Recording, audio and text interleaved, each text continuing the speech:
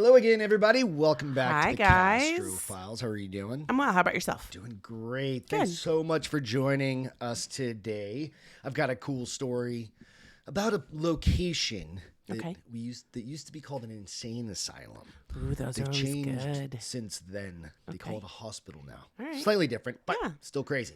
So before we jump into all of that, into the story, go out, like and subscribe to the YouTube channel on the Castro Files. Also, you can follow us on, if you want to listen to the audio versions, you can check out iTunes, Spotify under The Bar is Open with Beth and Greg. That's where we push out the audio. And then the other side of it is Instagram. That's where we post all the pictures, the Castro Files Instagram page, all the pictures from the show. So Right. with that, also check out our swag. We've got some Good stuff. merchandise out there. Yeah. Nothing too crazy, but we got some cool shirts, a hat.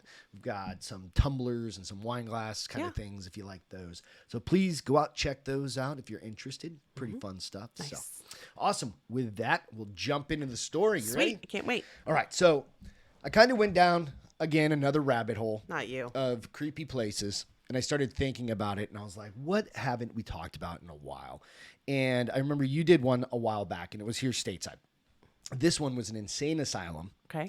in England. Yeah, it was like one of my first stories, so it has been a while. So it's been a while, right? So this one is the Broadmoor Hospital. So a little background on it first. So the Broadmoor Hospital is a high-security psychiatric hospital in Crowthorne, Berkshire, England. It's one of the oldest of England's three high-security psychiatric hospitals. The other two being Ashworth Hospital near Liverpool and Rampton Secure Hospital in Nottinghamshire. The town's there, I tell you. The hospital's catchment area consists of four National Health Service regions: London, East, Southeast, and Southwest. So with that, just a clip that I want to share. This is from Wikipedia on the Broadmoor Hospital. The hospital was first known as a Broadmoor Criminal Lunatic Asylum. Lunatic. Completed in That's a word they use in Batman. Exactly. Completed in 1863. So this building, this facility is old. Okay. It was built to a design by Sir Joshua Jebb, an officer of the Corps of Royal Engineers, and covered 53 acres Wow. with a secure perimeter, the whole thing. Huh. So think of Big. like a big ranch. Yeah, It's big, big. right? The first patient was a female admitted for infanticide on 27th of May, 1863. So that was a big part of the creation of this hospital. It initially held only women Okay. in it. And then they, over time, have added, well, shortly thereafter, they added men to it. So I just want to give a little bit of background on kind of when it was built in there. Cool. So we'll get into part of a story. This is from the dailymail.com. Broadmoor Hospital harbors England's most famous serial killers, and now the files are made public. Wow. So this was by Christopher Hudson. So this is from 2008. So this is a little bit older. But the history and who have been in this place is pretty crazy. Yeah. Right? So every Monday morning at 10 a.m., a banshee wail howls over the Broadmoor Hospital for 2 minutes. The ear-splitting sound rings out like a wartime air raid siren as the alarm system is tested. And for any escape-hungry patient who climbs over the high-security walls, enclosing the red brick fortress, there is no hiding place. When it goes off for real, 13 sirens are in the neighboring Berkshire towns of Camberley, Bracknell, the names, I swear, Bagshot, Wokingham, and the nearby village of Crowthorne. All of them connected by a telephone network. If somehow a patient does manage to escape, the sirens sound for 20 minutes. Nearby schools, such as Wellington College, have to keep their pupils inside until it is safe. A cordon is thrown around Crowthorne, and all cars are checked as police block the roads, and they clear everybody. Not until a single all clear tone sounds can life return to normal. This is no ordinary alarm, and there is no ordinary patients imprisoned within this. The system was installed after the escape of child murderer John Straffen in 1952. While supposedly on cleaning duties, he climbed onto a shed, up onto a roof, and dropped down to the other side. He then sauntered into the nearby village of Arborfield and strangled 5-year-old Linda Bauer, Oh, jeez. who had been out riding her bike. He was soon recaptured after locals saw him acting strangely and called the police. Straffen was the kind of deranged murderer who should have been booked into Broadmoor, once better known as the Broadmoor Hospital for the Criminally Insane, when he first came to the attention of authorities. He had already spent half of his life in institutions. When aged 21, he saw 5-year-old Brenda Goddard picking flowers on Rough Hill behind her home in Bath. Told that there were plenty more flowers higher up, she walked trustingly with Straffen into the nearby woods, where he put his hands around her neck. A few days later, he met 9-year-old Cicely Batstone at the cinema and escorted her across Bath to see another film, leaving a trail of witnesses before taking her into a field and strangling her. He then bought some chips, slept soundly, and could not understand why police woke him so early in the next morning. He confessed readily, later claiming that he'd committed the murders to provoke the police. Sentenced to death, Stratton was reprieved after legal wrangles over his sanity and died 2 years ago, so this would have been in 2006, in Broadmoor, aged 77, the longest-serving prisoner in UK. Since then, the only major incident has been the escape of a child rapist, James Saunders, nicknamed Wolfman Saunders, went on a run after sawing through a 1-inch thick steel bar and squeezing out of a shower room on the 3rd floor. He was recaptured 2 days later. Now, Broadmoor has experienced a different kind of breakout, the release of files dating back a century and more, with which are being made available to the public for the first time. Wow. Under the Freedom of Information Act, only more than the records have to be 100 years or older for them to release. They include particularly interesting file on the Broadmoor resident named Thomas Hayne Cutbush, a leading suspect in the Jack the Ripper case, which has never truly been solved, and notorious murderer of women. Cutbush was pronounced insane and died in Broadmoor in 1903. From the day of his arrest, the Ripper murder case has ceased. Okay. It's kind of like... Yeah. Right? Did Broadmoor harbor England's most famous serial killer? Certainly. No other prison hospital has lodged such a collection of killers and dreamers, the sad, the mad, and the bad. Designed by the military engineer, as I mentioned before, the idea was triggered by a case of James Hadfield, an ex-soldier who in 1800, while watching a play at the Theatre Royal Drury Lane, leveled his pistol at King George III and fired at him. Oh, jeez. He missed. But his subsequent acquittal by reason of insanity caused such public uproar that Parliament speedily passed the Criminal Lunatics Act to provide for the indefinite detention of the insane. Okay. And a new institution was born, intended for the reception, safe custody, and treatment of persons who have committed crimes while actually insane, or who became insane while undergoing sentences of punishment. So this is where it's kind of one of those pieces that they try and treat him good, humanely, all of those things. But we know from history how poorly people were actually treated in these prisons back in the 1800s and early 1900s, even till more modern times. You were under the guise of good treatment, but you really didn't get it. Yeah, exactly. The possible causes of insanity were listed as anxiety, epilepsy, intemperance, vice, poverty, religious excitement, fright, and exposure to hot climates. Could you imagine that? Like, I got so hot I went crazy. Or you're just poor. Yeah. And they think you're insane, right? Because maybe you're hungry. Right. The 53-acre site, which now holds, in 2008, held 260 men, initially had a room for 400 men and 100 women, but not until 1948 did it cease to be a prison and officially become a hospital. Among the first inmates were 2 would-be assassins of Queen Victoria. Edward Oxford was 18 and serving beer in a pub when in 1840 something told him to shoot the Queen and Prince Albert as they rode out on Constitution Hill. Both bullets missed and they were later found to be blanks. Weird. Okay. Oxford was acquitted by reason of insanity after serving time in the asylum and was moved to Broadmoor. He was later offered a discharge in 1967 if he left the country. He emigrated to Australia and made a living as a house painter, dying in 1900. Roderick McLean, an unemployed London clerk, was also judged insane after he tried to assassinate the Queen in 1882. And as she left Windsor train station, firing a revolver at her point blank, he missed. And before he could fire again, 2 Eton schoolboys knocked him off balance with their umbrellas. McLean died in the Broadmoor 40 years later. Wow. So instead of going to prison, they sent him to Broadmoor because Right. they said, well, you're crazy, but still attempted murder. It's kind Right. of insane. No pun intended. It's kind of insane.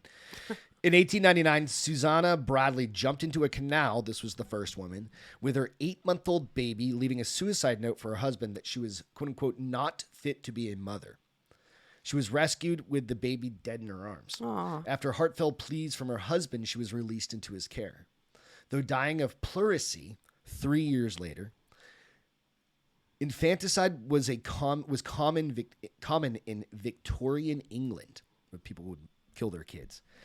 And that's most what it is, judges and home secretaries reacted compassionately, waiving death sentences and releasing women back from asylums into the community. Broadmoor is one of 3 maximum security psychiatric hospitals in the UK, like I mentioned previously, but it has always received the most interesting cases, meaning that psychiatrists and doctors compete to work there, which is kind of messed up. Yeah. Right? Take the particularly fascinating case of Graham Young, a serial killer who poisoned his stepmother and 2 work colleagues. Born in Naysden in 1947, he developed a fascination with poisons and their effect on the human body and started testing them out on his family from age 14. Oh, geez. He escaped suspicion because he was frequently poisoned himself, forgetting which food he had laced. Young went to see a psychiatrist who contacted the police. He was sentenced to 15 years in Broadmoor, which he spent in its well-stocked library, continuing his research and using fellow inmates as guinea pigs. On his release, Young joined a photographic supply store in Bovington, Hertfordshire. I swear they just put words together. Offering it to make tea. What do you think happened? Killed a bunch of people. He poisoned about 70 people over the next few months, none of them fatally at first, while taking meticulous notes on doses and their effects, and on which of his workmates he was eventually going to kill. After 2 men, Bob Ingle and Fred Biggs, died in agony, an investigation began into the so-called Bovington bug. Wow. Young helpfully confided in the police his interest in poisons, and had they by chance thought of thallium. His flat was searched. Quantities of thallium, antimonium, acinetine, and acinetine were found. I'm probably saying that one wrong. Together with the incriminating notebook, the teacup murderer, as he was called, was sentenced to life and died at age 42 in his prison cell of a heart attack. People are crazy. Well, people don't learn that they don't stop. So Nope, he's a serial killer. Yeah. I think that's kind of the problem. Yeah. Unusually, several of Broadmoor's most violent murderers have bonded together, perhaps for protection or merely to escape their solitary existence. The serial killer Kenneth Erskine came to the rescue of Peter Sutcliffe, the Yorkshire Ripper, when a fellow inmate tried to throttle Sutcliffe with a cable from a pair of stereo headphones. interesting. Erskine, a sexual psychopath known as the Stockwell Strangler, had been in Broadmoor since 1988, convicted of 7 murders and believed to be guilty of 4 more. Abandoned by his parents at a young age, he went through care homes and special schools before embarking on a successful career as a house burglar. Right? I mean, got to double it up. Got to have multiple gigs going. In 1987, he began to kill his victims, kneeling on their chest, then placing his left hand over their mouths while using his right hand to grip their throat and strangle them. Escalation? Yeah. For them, 4 of them were sexually assaulted before and after death. He was caught after the victim he was throttling managed to press the alarm button and was given a minimum jail term of 40 years. 4? 40. Oh, okay. 40. Later, he was judged to have mental age of a 7-year-old, and he had to be sufficiently insane to be transferred to Broadmoor, where he would stay. Despite incidents like the one in 1998, when he was attacked by another inmate wielding a homemade flamethrower during the hospital's New Year's celebration. People build these things, and where are the And orderlies that's in and stuff? 98. Exactly. Like 25 years ago. Where are the whatever. guards and stuff? Oh, what are you building? Flamethrower. Right? Cool. Exactly. So I don't know. That's crazy. Despite Broadmoor's exceptional precautions, madmen still find their ways of hurting themselves or others. Daniel Gonzalez, 26, who arrived at Broadmoor after a homicidal spree over 3 days in 2004, in which he stabbed to death 4 people, tried to kill 2 others with a carving knife, will not be quickly be forgotten. Regarded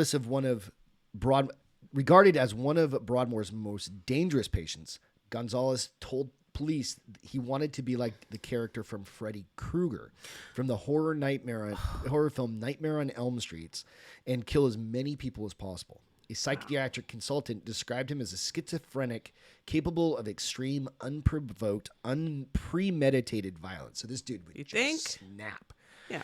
Gonzalez was placed on 24-hour observation by nursing staff with a minimum of 2 people sitting within arm's length of him. Unable to kill others, he turned his rage upon himself. 3 occasions, in a clear attempt at suicide, he bit himself with ferocity. None of them had witnessed before. What? He started probably attacking his veins or his arms or something. Oh, my Lord. Gonzalez was placed on 24-hour observation. Shouldn't they be giving him medicine?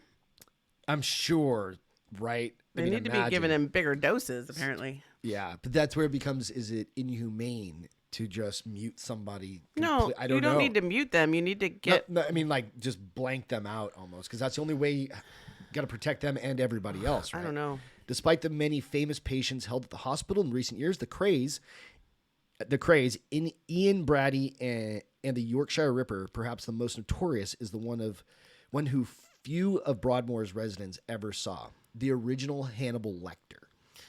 Robert Maudsley was in Broadmoor for 3 years in the 70s. Born in 1953, he was the son of a Liverpool lorry driver who beat him mercilessly whenever he came home from the orphanage, which had taken him into its care. He drifted through foster homes and psychiatric hospitals. By 1973, he was a rent boy, picked up by laborers who showed him pictures of abused boys. Maudsley garroted him and was sent to the Broadmoor with his new nickname, Blue, the color of the laborer's face as he was slowly choked to death. So he'd go blue, and that was his nickname. Great. His next and most lasting nickname was Spoons. In 1977, Maudsley and another psychopath took a third patient, a pedophile, and barricaded themselves into a cell with him. The pedophile was tortured for 9 hours before Maudsley garroted him and held up his body so that the staff could see him through the spy hatch. Oh, Lord. When the staff were let in, they found the man's skull had been cracked open like a boiled egg, with part of the brain missing and with spoons hanging out of the cranium. Oh, Lord. Fava beans. Gross. Strangely, Maudsley was deemed fit to stand trial after this crime. Yeah, I don't think so. Despite his pleas to be sent back to Broadmoor, he was committed to Wakefield Prison. After several more killings, Maudsley now lives in solitary confinement in a 2-cell glass cage, very like the one pictured in The Silence of Lambs. Yes. His furniture is made of compressed cardboard. On his 1 daily hour of exercise, 6 prisoners escort him. So keep in mind, this is 15 years ago when this was written. But thuggish serial killers make up a small portion of the Broadmoor's residents. I discovered the high intelligence of many of the patients, which when lecturing there. One of those present was a gentle academic man. His room stacked to the ceiling with classical CDs. I found out later that he had committed horrendous crimes. One of the most famous academic patients was Dr. William Chester Minor, an American surgeon immortalized by Simon Winchester in his book, The Surgeon of Crowthorne. Having emigrated to Britain one day in 1871 after suffering paranoid delusions brought on by his terrible experiences in the American Civil War, Minor produced a revolver and shot dead a boiler stoker from the Red Lion Brewery in London. He remained in Broadmoor for 38 years, building up a library from which he volunteered thousands of citations for words appearing in the Oxford English Dictionary. Interesting. So he'd write the definitions of them, right? Citing them. Right. Broadmoor, with its dark red brick, its towers, heavily barred windows, gaunt cell blocks, and long corridors, was an intimidating place. But Minor, engaged on his great enterprise, seemed hardly to notice. So industrious was he that the editor of the OED, James Murray, arrived and person to visit him and became a firm friend of his. Interesting. Murray was not present when Minor, demented by sexual longing, sawed off his own penis with a penknife. Oh, my tied a Lord. ligature of string over the stump, and then threw the rest of the offending organ into the fire. In a steady voice, he called for the medical officer and survived. Every patient in Broadmoor has a story, from chalk pit murderer Thomas Lee, who tortured and murdered a man he suspected to be his wife's lover, to Anthony Bakeland, great-grandson of the founder of Bakelite, who murdered his mother before ordering Chinese takeout. Oh, Lord. She was alleged to have coerced her homosexual son into sexual intercourse after a succession of prostitutes had failed to inspire him. Get there to it. He was released after 8 years in Broadmoor, only to stab his grandmother in New York City. He was institutionalized again before, in 1981, being found suffocated with a plastic bag. Broadmoor Hospital is no longer called an asylum for the criminally insane, although I think it should be. Yeah. The hospital, very well run in providing the finest psychiatric care, has nevertheless recently had to upgrade its security. Razor wire has been strung around the perimeter. Healthcare may improve, but human nature, in its last resort, remains ungovernable as ever. Wow. Think about being in this place. No, imagine working there. Right. That's what I'm saying. Just being a normal Or sound a nurse person or a doctor. and knowing or... what's in these walls, right? So with this place, it's since changed. Some of the buildings, you'll see some pictures of it. Some of the buildings are old and they're not used. They're dilapidated. But the modern building, it's on the same grounds. Interesting. So think about what's gone on. I wonder if there's for like 100 ghosts plus. and stuff. Like if it's haunted. I literally wanted to find it because it's an active facility. They don't have anything. Nope. You can't go out and research it because it's an active facility. I feel, and maybe they don't let ghost hunters That's go what I'm in saying. there. They're not so going to let interesting. Interesting. Well, one day It's when a it hospital, closes, but it was an insane asylum. there'll probably be some crazy spirits in there. Yeah, that's what I'm kind of thinking. Interesting. So, very creepy was a good one, on honey. that. When you just think of like how the people that are in there, and those are Crazed. yeah. I mean, and the list is deep. Yeah. This place literally held the worst people. It sounds like it. in society. You probably only mentioned a few of them. And the interesting part of it, I hadn't mentioned it, is the first 94 patients there were women. Oh, yeah, that's right. You said it started off as a women's hospital. Yeah. Interesting. A women's insane asylum. And yes, that's what I meant. So, with that, I hope you enjoyed that one. Go out, check out some history on it, the Broadmoor Hospital in England. Yeah. Go like and subscribe to the show if you don't mind. We'd really, really appreciate it. Yes. And what do you always say? Sharing is caring, There so you go. share us with your friends and family. Yeah, appreciate it. So, take care. Until next time, Castro Files. Bye, guys. Have a great week.